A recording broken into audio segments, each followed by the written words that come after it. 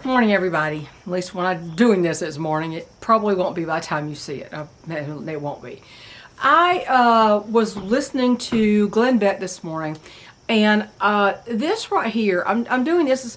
I'm trying not to be political per se about this, because when I'm trying to make a point that's not really political.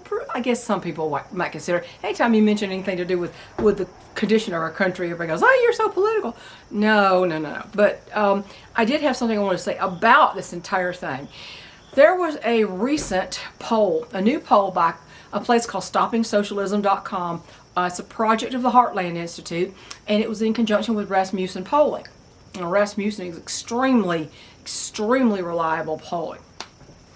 Okay, so there was a survey among voters under the age of 40, basically 18 to 39. It included 1,201 likely voters, and it was finished on August 27th, just basically a few days ago. Now, I want to show you some of the results of this. So basically it's Gen Z is what they're talking about. I hate all the designations. I have to go look up who's who when I say it, because I don't know. I mean, I know I'm a baby boomer, I get that, but other than that, I don't know who's who. Just tell me the age. Just tell me the age, and I'll be good with it. So there were a lot of different results, a lot of questions asked, and I'll link the article to you that I read this off of, and I also heard Glenn Beck analyzing this poll, the disturbing poll. Let me say it's disturbing. But there's a lot of different things, and I don't want to talk about everything they said in the poll, but it said half respondents to the survey said America's a morally mixed country, while 28% said that the United States is fundamentally evil. Okay? But that's not the main thing I want to talk about. I guess your idea of what's evil and what isn't is kind of subjective in some cases. It's what people will call evil. It's like, that's just reality, people. What are you talking about? Okay. Some of these results, remember, these are people up to 39 years old, 18 to 39, likely voters. It said that the Democratic Party's presidential primaries were held today, and the candidates were Kamala Harris, Sandy Cortez, Bernie Sanders, Gavin Newsom, and Zoran Mamdani. Who would you vote for?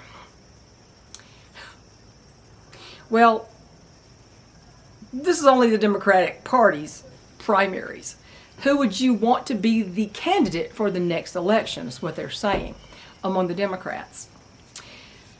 Okay, I'll just read you these numbers. 36% Harris. 9%, and it drops to 9% Ocasio-Cortez. I'm not sure why there would be that much difference between those two. 16% Bernie Sanders, 9% Gavin Newsom, and 4% Mamdani, and 6% some other candidate. Who they were, I don't know. I just don't know. You actually vote for Harris as the bungling, brain dead dumb. I don't even, between Harris and Ocasio-Cortez, there's not a lot of brain cell difference between those two. And that's saying a terrible thing. But anyway, here's what the problem is. It says over 53% of the respondents would like a Democratic Socialist candidate to win the 2028 presidential election. I just sit on that for a moment. Over 53% of these people. Oh, a socialist candidate to win to win. That's who they wanted to put up in there. So they're saying Harris is a socialist, Cortez is a socialist. All of these are basically. I find it interesting they didn't care for Mamdani that much. I thought that was kind of interesting. Although,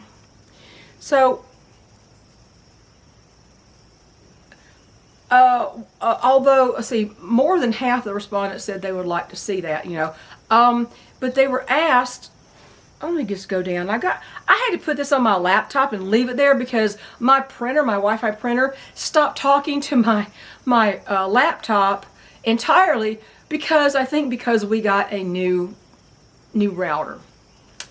And every time you get a new router, it's got new codes and all kinds of. We worked on it for a while and couldn't figure out how to get it to communicate. So I said, I'll just take my laptop out there, all right? So I've got a computer down here. Hang on, let me do it like this. I've got a computer down here.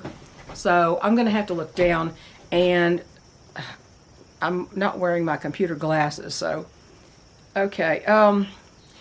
Among the reasons they said they would like that, to have a socialist candidate win, we talk about the term democratic socialist in a minute. Of the one most selected, the reason, 31% said housing costs are too high, followed by, oh my gosh, I can't use my, the economy unfairly benefiting older, wealthier Americans. Well, a lot of older Americans are not wealthy, they're poor. Well, these older Americans ain't rich. We're not even middle class hardly anymore. And they didn't care for. They said they think the economy unfairly benefits large corporations. So, the support for socialist president is tied to the belief that America's economy skews toward wealthier individuals and large corporations. And yet they're fine, this is me saying this, and yet they're fine with rich elites being their bosses and killing off the middle class. That's what socialism does. You've got the elites, the middle class, and under the poverty line. What socialism does is it takes that whole middle class and goes, pulls it right out of the equation. Now, do you think because the middle class is gone that the ones at the bottom rise? Are the ones on the top lower? Did they get closer together? That's not what happens. That's not all what happens. Anyway, so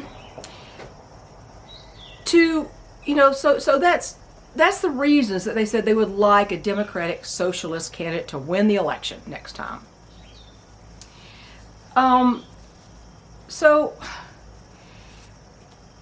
it shows, a lot of these things show that young Americans are turning more to socialism. Again, socialism reared its ugly head in a big way during the Biden administration, and it's still going on.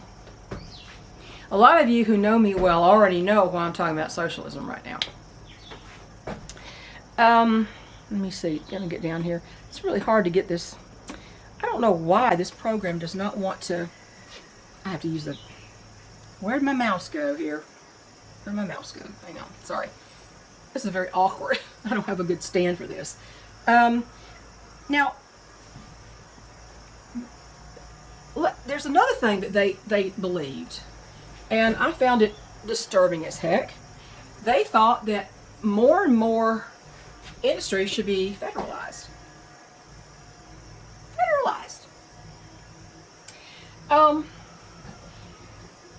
That the means of production should be in the hands of the government.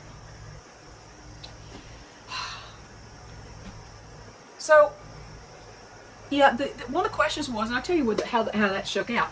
Do you agree or disagree with this statement? Major industries like healthcare, energy, and big tech should be nationalized to give more control and equity to the people. There's that nasty word, equity. Equity is the opposite of equality. So, just remember that. It's the opposite of equality. Of those people who believe that agree with that statement, that major industries should be nationalized to be more fair, 39% strongly agree, 37% somewhat agree, 12% somewhat disagree, 5% strongly disagree, that would be where I am, and 7% not sure. It's amazing how many people are not sure about any of these answers. So, of course, the question was about, would you like to see a Democrat socialist candidate win the next election? 53% yes, said yes, 27% said no, 20% are still not sure. Y'all pick a side, get off the fence. Pick a side. Wishy-washy people are not helpful to this country, I have to say. And of course, they were saying, here's all the reasons that they were saying the biggest reasons they would like this person to win, the socialist to win. Of course, housing costs are too high. You know what? I bet you every generation has said that, every single one. Taxes are too low for corporations. I don't care. Taxes are too low for wealthy individuals. No, you don't understand how much these people pay sometimes. You think they're all getting away tax-free. That's not necessarily the case here. 8% want single-payer healthcare system.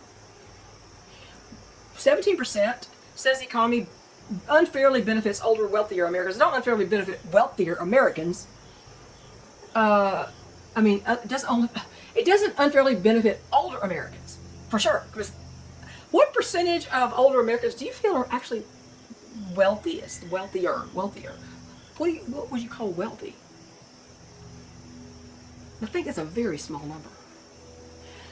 And they say the economy, 15% say the economy unfairly benefits large corporations, 5% some other reason, and 2% are not sure.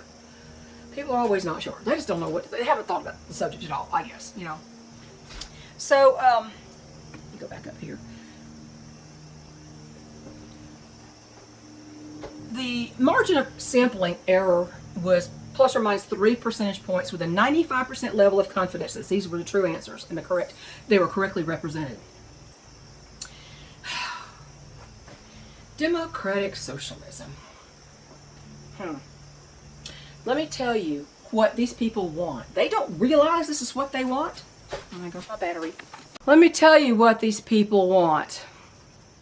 Let me tell you, why I find the answers kind of disheartening is because 24% of the same group said they strongly support President Trump. How does that mesh with everything else they're saying? Because that is not a socialist candidate. Not by a long shot.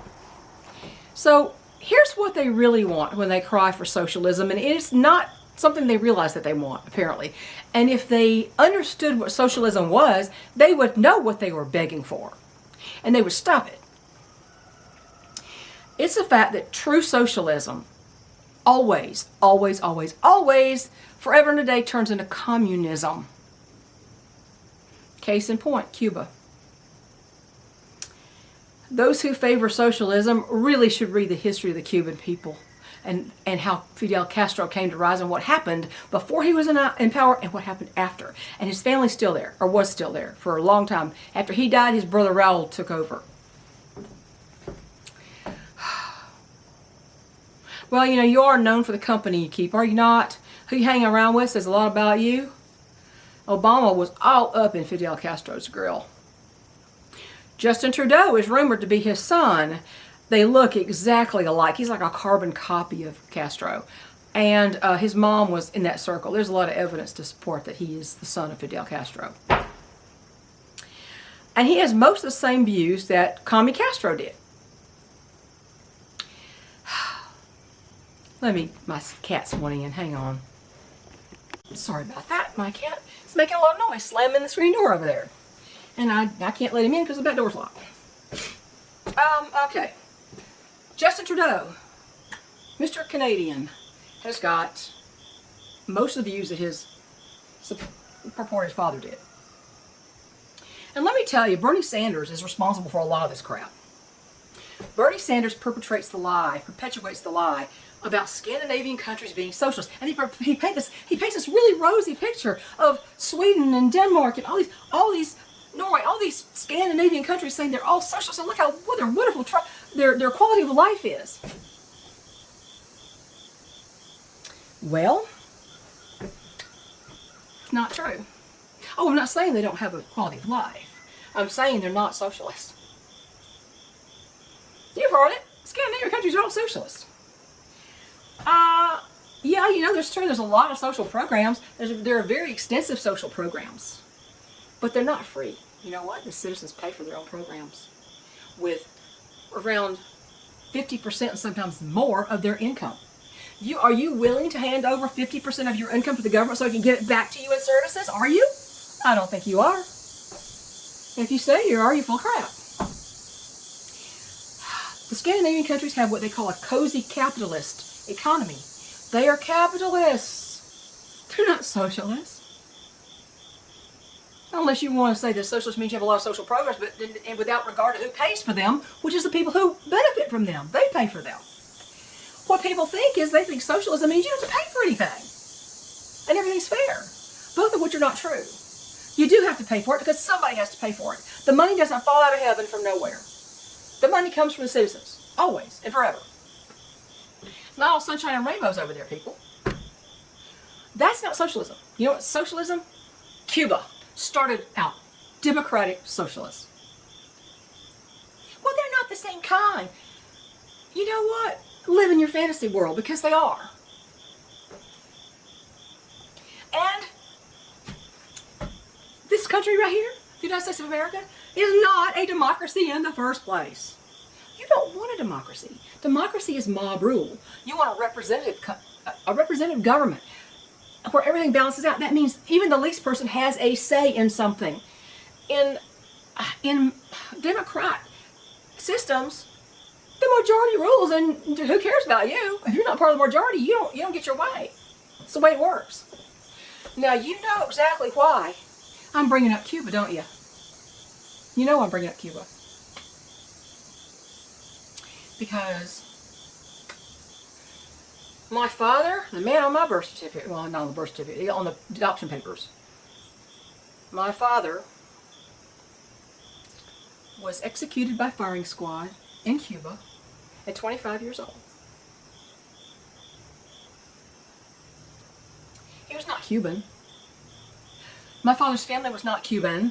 They were actually from New England, truthfully. And his grandmother was from New England, and his mother was from New England, and Canada had Canadian roots and English roots from New England part of the country. And they moved down to Florida, down to Miami, and they had dual citizenship in Cuba and in the United States. My father was a United States Marine for a tour. I don't know exactly the dates when he got in and got out.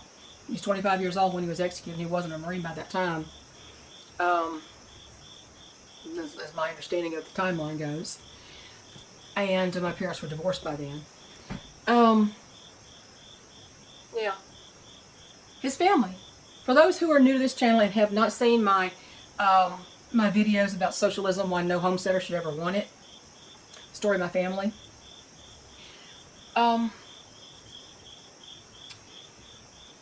The family owned a lot of acres of huge agricultural operation. They raised cattle, they had a sawmill, and they raised sugarcane. And it was a very successful, thriving business, as I understand. It was, thousands of acres of production. When Fidel Castro got into power, probably by the ignorance of the people, or unwillingness to fight for something that they needed to fight for, and fight against, the government began to harass my family. They hassled and harassed them. I guess they wanted to drive them off their land. I'm not sure why. Maybe my grandmother was outspoken. My grandfather was outspoken. I don't know. But they harassed them. And finally, they seized all the properties. And, my family was back in Miami, some of them. And my father decided to try to get hang on just a minute. Sorry, allergies getting me here. My father, you can look up his whole history, Robert Otis Fuller Jr. Not Jr., but Robert Otis Fuller. Bobby Fuller. His name is Bobby Fuller. There's a street in Miami named for him. This name on it. Joined the rebels. Some guy that I guess they considered a thug called Mas Ferrer or something, to try to fight against the Cuban government. Well, excuse me, I don't know what's going on. Something's blowing out here. Didn't go so well. In the group he was in, there were Cubans and Americans. And he was considered an American. Since he wasn't. He was born in Cuba. Now, don't get me wrong, he was born in Cuba. That was not his heritage, so Hispanic was not his heritage. And as far as I know, I've never seen anything like that. And I've talked to some family too. So, he was part of the group and they were captured by Castro's troops. And the Cubans were imprisoned. And the Americans were executed. And the night, I guess, right before his execution, his mother, my grandmother, who knew Fidel Castro personally, begged for his life, and she was ignored and denied. And Bobby said he was proud to die for the cause. Nowadays, everybody's running for the hills. They don't want to die for nothing. Of course, nobody wants to die. Who wants to die? Really? Except the people who actually doesn't do it themselves. They think they do. And he was tortured. The Cubans would drain their blood and sell their blood as part of the torture. And he was tortured, and he was shot by firing squad. And this is who Obama's rubbing shoulders with back then. I saw the meeting. He was just, it wasn't diplomacy. He was sucking up. That's what he was doing. You'd have to read the story. So this is what they're asking for. You want to know what it's like to live in Cuba? You haven't seen such abject poverty. People advertising travel brochures, a colorful, beautiful Cuba. And then 2 streets over, it's a slum with buildings falling down on themselves and people sitting around in the streets and the homeless here now because of what's happened in the last few years. You go, grocery stores are not open all the time. They have certain hours, and when they ring the bell and about to open, there's lines down blocks long, mile long lines to get into the grocery store. And when you get in there, you have no choices. Turning Point USA, including our very young Benny Johnson, had a trip to Cuba, and you can see the video on this platform. Everything you've always heard about Cuba is a lie. That's the title of the video. And it tells them what happened, what they observed. You go and they say, "Well, you want to let's get some jelly, go to peanut butter or something." And they go, and one whole aisle was 1 rand of orange marmalade, and that was all you get. There was no choice. That's what happens when you get socialism and it ends up in communism. And then, of course, socialism, you hit it with a dictator, and then, hello, you're communist.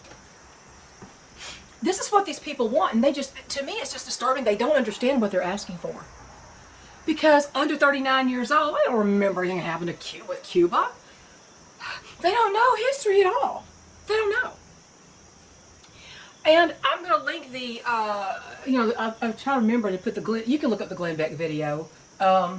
It's talking about the very disturbing, why Gen Z wants a total collapse or something like that. If you want to look it up, I might not link it, but go look at Glenn Beck's video, and it goes over this same survey. And I find it very interesting because these people say, "Oh, everything costs too much," and people don't. Basically, they're saying people don't have choices. Well, why do you think you're going to have choices in socialism? You apparently think it's free stuff. It's not. You don't like the elites not paying their fair share. Well, guess what? There's going to be in socialism. The elites ain't coming down. They're still there. They still hold wealth and power. The people in poverty are down at the bottom, and they're not coming up. Nothing's raising them up. Nothing's going to raise them up. You're not going to close that gap between elite and poverty. Sorry about the Band-Aid. I'll have to tell you that story. Had a little tussle in the barn, or outside the barn. Nobody's going to tell you that. Nobody's going to tell it. They're not going to tell you the truth about what these people are asking for. And I think the biggest, to want that kind of system, if you really have understood what it's about and what happens in socialism and hence communism, always happens. So the system has never worked for everybody. It's this little utopia that you have in your mind never happens. Never. It never has and it never will. And that's not the Scandinavian countries. They're not socialists. And you will pay for your support, your programs with your very existence. So, And you people who actually have been taught to achieve, there's no achievement in communism. There's no achievement. It's anti-achievement. Now, that may be why a lot of people want it, because honestly, some people are just dang lazy. They're lazy. I know you can get ahead, but you've got to actually work for it, study, and figure out which is the best path to take to get where you want to go. But these people have no goals, and they have no work ethic, and they don't care. They just want somebody else to pay for everything for them. That's not the way it's going to work. It don't work like that, Marge. So, it's all of this thing that the survey really was showing something about people that they don't know what they're talking about. They just don't know. So if you're interested in that video of socialism, my family story, it's on there. Just do a search with a little, do a little search on the first page of the channel. I tell you what, this is. The antibiotics seem to have helped a little bit. I still have some coughing fits. It's not as bad. I actually was able to eat my entire plate of scrambled eggs with sausage mixed in this morning without coughing. That was like a big thing because I haven't been able to eat without coughing for a long time. So maybe it's working and hopefully it finishes out. So that's all I'm going to say about that. It boggles the mind that these people are going to be in charge one day, and if they're this ignorant, oh, woe is us. So, I'll tell you a little bit about the little thing that caused this Band-Aid to be on my arm. No, Finn, I'm not going to let you in the back door. The door's locked. I can't. And I'm not stopping you over on the other side of the house. Go all the way through the house and open the door for the cat. He can sit down in there and wait. Yesterday, the Omega rocks are out, bouncing around, doing their normal thing. And the A-frame thing that we put out there. And the A-frame thing that they put out, we put out, so they have a hawk shield to run under, and whatever, play around it. Well, Nathaniel and a couple of girls most of them like to jump up on top of it because they have a nice vantage point up there. They can see a lot. And they're messing around, and my husband's out there. He's sitting in his hammock inside the chicken pen. So we watched all this, and Nathaniel. He's jumped up on top of it, and he's walking the plank. I said, oh, look at him. He's walking the plank, going back and forth. And I just go over there to him slowly and said, hi, Nathaniel. Okay. He turns around, and he's doing his little head. He's doing this head bobbing thing like this, and he's dropping his shoulder, and he's dancing around. It's like, that's rude. Don't you do that. And he was just acting kind of sort of threatening. I mean, if you didn't know what he's doing, I mean, I wasn't sure, honestly, because they're still young. They're 24 weeks old tomorrow. And even though usually by this age, their temperament has come out, these are kind of slower maturing, these exhibition types. And I thought, well, maybe it's going to take him a little longer. Well, he's never shown any aggression whatsoever. But he was up there. He's dancing around, acting what I consider inappropriate. I don't like for roosters to flirt with me like they're flirting with a hen. To do a little dance and tap dance around you and that kind of thing. Sometimes that leads to aggression. That's actually, for lack of a better word, that's very rude. Bad etiquette. And I don't usually tolerate that. I can usually recognize it when they're just high energy. Hector used to be like that. He'd drive me crazy because I thought, what are you doing? And you kind of push them around with your legs. You push them out of the way. You don't baby them. You don't hand feed them when they're doing that kind of thing. You don't bend down and mess with them. You just, push them out of the way, say, cut that out, whatever. Discourage it, let's say. Well, he's doing all that, and I thought, oh, you think you're something. Because that when he was up on the A-frame, it put him up to this level. He put him almost up to my face. Okay? And I thought, you think you're all that in a box of Cracker Jacks up there, that high perch, don't you? Well, I go over there and said, you're not so tough. And so I reached over there. I rubbed his chest for a minute. He hesitated for a minute. And when I pull my hand back, he starts doing that dance again. He's doing like this. He's doing crazy. I'm like, cut it out. I don't like that. Well, I thought, you know what? I'm going to put you down off your high horse. You're up too high. You think you're equal with me, and this ain't happening. So I go over, and like I normally would do, I'll reach to pick him up, right? And he thought he was in big trouble, which he kind of was, but I wasn't being aggressive toward him. I just was walking over there. Oh, come on now. I reached out for him to pick him up and take him off of that. And he started to flail around, and first I thought he was going to try to fight with me. He was struggling. He wasn't actually fighting with me, I guess. Because he didn't want me to grab him because he thought, oh, I'm in trouble. And in doing all this with his feet, he basically, he scratched my hand. It started here. There's a scratch here, and there's a scratch from the bandage that comes from here all the way down to here. You can probably see it. And it gouged pretty good right there. Now, he didn't do that on purpose. He didn't bite me. He didn't flog me. He just wasn't behaving properly. And of course, he's young. So I had to go doctor up my arm, and a rooster's toenails are filthy, obviously.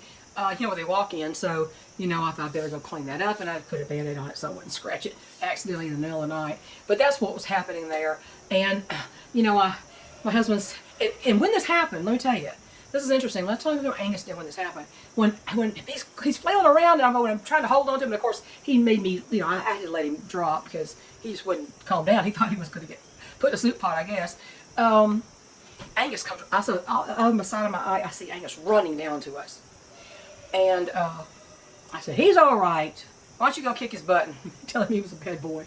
Angus comes right down, and he don't know what to do. And all I saw with that, and I did not see any aggression out of Angus, all I saw was he saw a disturbance, and he was, as the head, he fancies himself the head of this group, and he came flying down there to see what was going on, who he had to kill. And that's kind of what he was doing.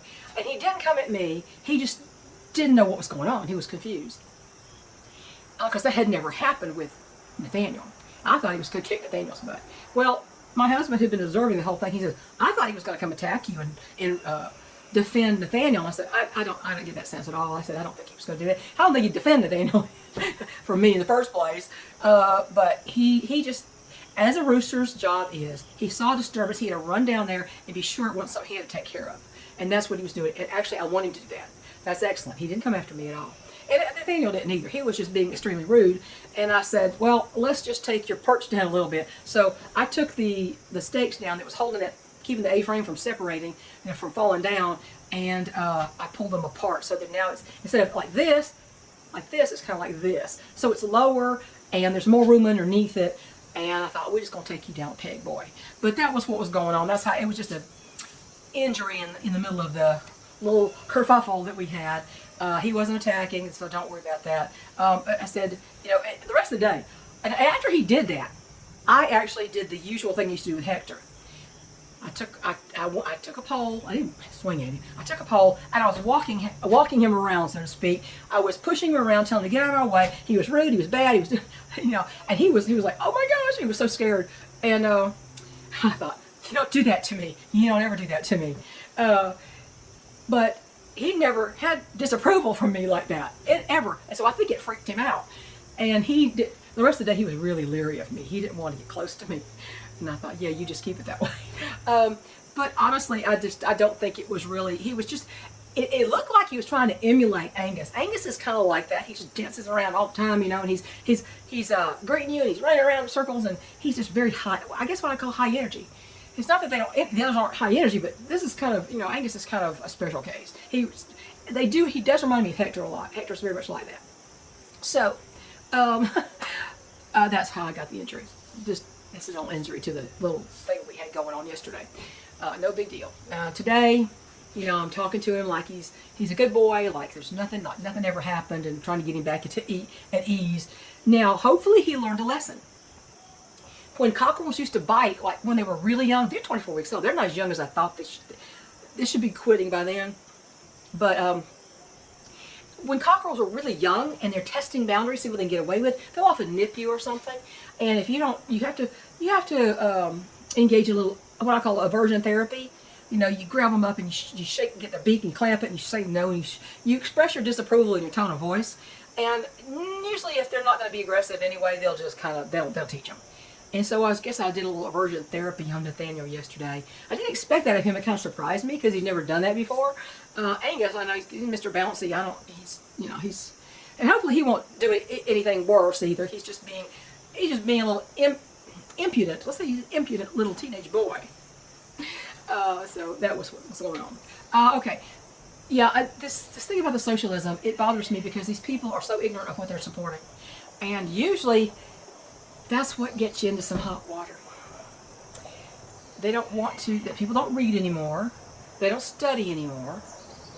They're just activists. And they don't even know what they're active about. They're activisting. I don't know. They don't even know what they're doing. and they're calling for things of which they know nothing. So, look up the history of Cuba. Look at Benny Turning Point USA's video about everything you've ever heard about Cuba or think you know about Cuba is a lie. That's excellent. They were there. They had to run from the country. Yeah, it was a dangerous situation. And that's what happens when you get to be a socialist country. A dictator shows up and comes into power, and then you have a communist country. So I better go. I haven't talked long enough. The cat probably won't stand. He's probably mad at me by now. So we'll catch y'all later. Yeah, the survey was disheartening, and I don't want to leave this earth. I'm about to turn 69 years old, and I don't want to leave this earth thinking that we're going to become Cuba. My sons are in their late 40s, mid and late 40s. I don't want that to be the world that they live in. It's not a world anybody really should live in. But the brainwashing is strong with that group. Just don't listen to Bernie Sanders tell you things without you researching and seeing if they're really true. Because, as us Christians say, be a Berean. The Bereans, people from Berea, they listened and they learned, and then they, as the Bible says, searched the scriptures daily whether these things were so. They tested what they heard as to whether it was true. People are not doing any testing right now. Be a skeptic and be a tester, and learn on your own. And don't learn from people who have a dog in the fight right now. Look in your history books, people, while we still have history on the books. So, catch you later. Have a good day. And, it's a beautiful spring day now. Getting to be, spring. Spring? It's not spring, it's fall. It feels more like spring than fall right now. But, yeah, so have a good time this week. It's Wednesday.